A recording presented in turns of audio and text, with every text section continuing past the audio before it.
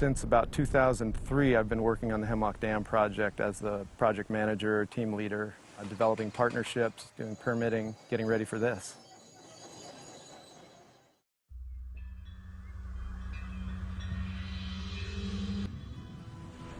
Hemlock Dam was built 2 miles up Trout Creek from its confluence with the Wind River, and it blocked off over 12 miles of prime habitat for wild steelhead. It's about an hour-and-a-half drive east up the gorge from Portland, Oregon, and Vancouver, Washington. The bulk of the land in this 225 square mile drainage is part of the Gifford-Pinchot National Forest. And the small towns in this area provide a gateway to Mount St. Helens.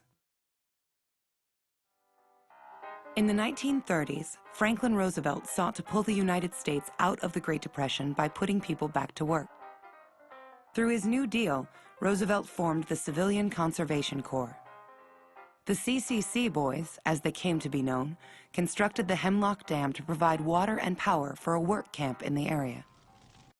They actually brought teams of horses, which they used to log then, and a few of the steam donkey engines, similar to what's behind me, to the site of Hemlock, and they built the log splash dam. Well, the log splash dam was initially built to allow transport of logs down the river. Once the lumber company stopped using the splash dam, the Forest Service decided to retrofit it for hydroelectric use. They built a large Civilian Conservation Corps camp there at Hemlock. There was such a pull on the hydro plant that it couldn't provide enough power. So they came up with the idea of replacing the log splash dam with a concrete dam. And it was completed in 1936, and they also built a fish ladder to go along with it. And this was a pretty big deal at the time because the only other fish ladder that was in existence in this area was the one at Willamette Falls. And so it wasn't a common thing in the Northwest to construct fish ladders. Clearly there were, an important run of steelhead through that area.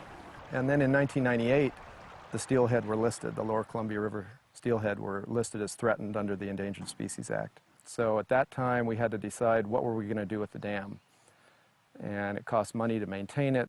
And we started doing some studies to look at what the effects of the lake and the reservoir and the dam were on fish and aquatic habitat. The dam and reservoir cause a number of things in the stream that differ from a natural system. So there's impacts both to fish coming upstream and going downstream. So even though there's a fish ladder, there's issues with how many fish are finding the ladder, how many are getting up the ladder, what kind of a delay is there, and then how do they get downstream, what's their condition when they get past the dam. And the whole reservoir is, of course, not good habitat for steelhead. And we had to do something because essentially the dam in its current state was not functional for a threatened fish. Through that whole environmental impact statement, looking at the environmental effects, the cost, the pros and cons, we ended up with a decision to remove the dam. Bonneville Power Administration committed up to $2.5 million towards this project to include both environmental impact statement work up front, pre-monitoring work, and then the actual deconstruction of the dam and reconstruction of the stream, what was through the reservoir. The first thing that they did here was really start looking at the water diversion, how to get water around the site, because for the duration of the project we've got water quality standards we have to meet downstream. So they've got pipe, they've got a series of 5 pumps upstream that are pumping water. We're prepared with this pump system to handle 36,000 gallons per minute, which is equivalent to 80 CFS. 1 CFS equals 449 gallons per minute. So what we figured is if we needed to, we can push all 80 CFS through 2 24-inch discharge lines. Each line is about 2,000 feet in length to their final discharge point. I think there was almost 3,000 fish that came out of there over 2 or 3 days of work. Most of those were, almost all of them were steelhead. There was a couple of Chinook, I think, in there. Most of them were juveniles. We moved all the juveniles downstream, and we moved all the 5 or somewhere between 5 and 10 adults we moved upstream. See anything move? No. One of the first surprises was when they dewatered the reservoir and they got out there with their equipment on the first time that they headed out with a piece of equipment. They were able to walk it at least halfway up the reservoir, maybe even 2/3 of the way up the reservoir without sinking and getting mired down in the mud. We had several articulated trucks, off-highway trucks that were 6-wheel drive to help deal with the soft conditions that were out there. We had excavators for loading those trucks and supporting the excavation process. We hauled about 2,000 off-highway dump truck loads, about 60,000 yards of material. Dump trucks came and went every 6 minutes as crews worked double shifts from early in the morning until late in the evening. The work continued every day for 40 days and 40 nights until the sediment plug was removed and the original river channels were revealed. The excitement in the local community and among the crew mounted as the time neared to remove the concrete dam. The crew built a road down to access the base of the dam from its downstream side. The cold joint construction used to build the dam allowed it to come apart in impressive chunks. Throughout the day, the crew removed the concrete using hydraulic breakers, and the metal fish trap was pulled out along with the last bits and pieces of the concrete dam. The historic fish ladder was left intact as a symbol of the fish run that once dominated this river. Once the splash dam and the sediment were hauled out of the creek, the most important and complicated part of the project began: restoring the river channels that had been drowned behind the dam. We had 1,000 trees that we started with. We did use them up. We ended up going and getting a few hundred more, a couple hundred more anyway. About half of those logs were pushed over, so we retained the root wad on them, and that really helps interlock them and provide structure along the face of those banks.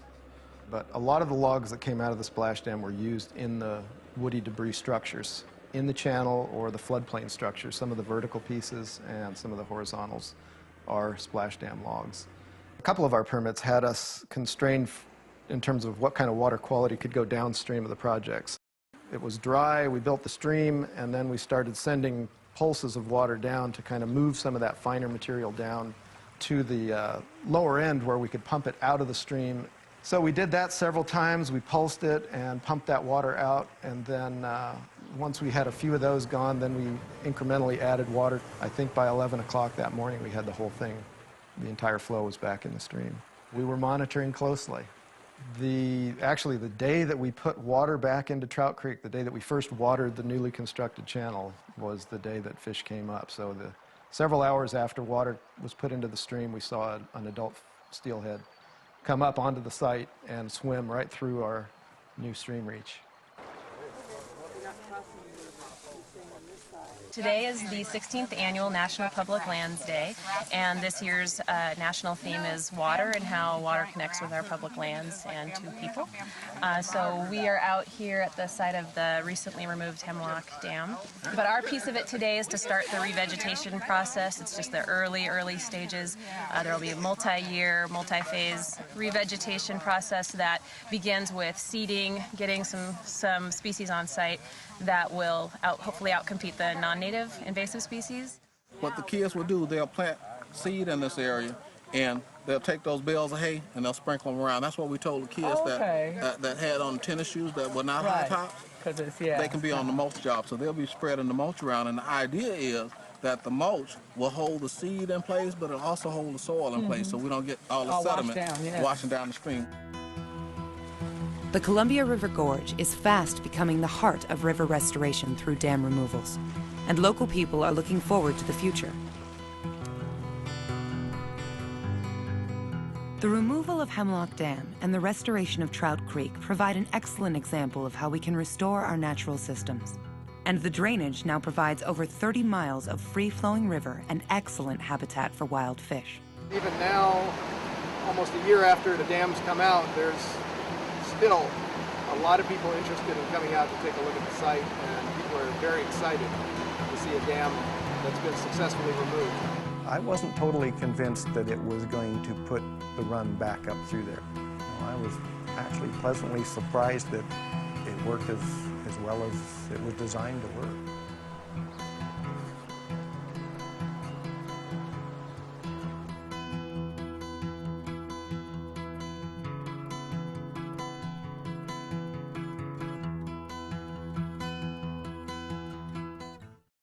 My grandkids come over here and they jump off the bridge. We watch them.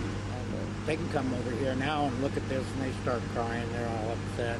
A lot of people are, you know. It was a last clean swimming hole and nice place to swim and a family place, but I guess fish are more important than people. You know, I don't know. It's just going to be really something to miss it, you know. And my son's spirit was supposed to be here. We've always figured, you know, the lake would be here forever. They would never move it, but time changes. The objective here is part of an overall watershed restoration program that we have going on. This is one piece of it, probably the largest piece of it, individual piece of it. But over the long term, this is intended to bring back the Steelhead Run, which would improve the economics of the area in terms of bringing more fishermen back, open up the fishery so that we can again get in here and fish steelhead. And it would also remove those long-term operations and maintenance costs on the dam. And all the repair work that we used to spend on the dam is no longer out in front of us. The community and even people outside the community had a perfect bird's eye view to watch this happen. And so there were days when there might have been as much as 100 people standing on the bridge, talking, watching, just watching this unfold.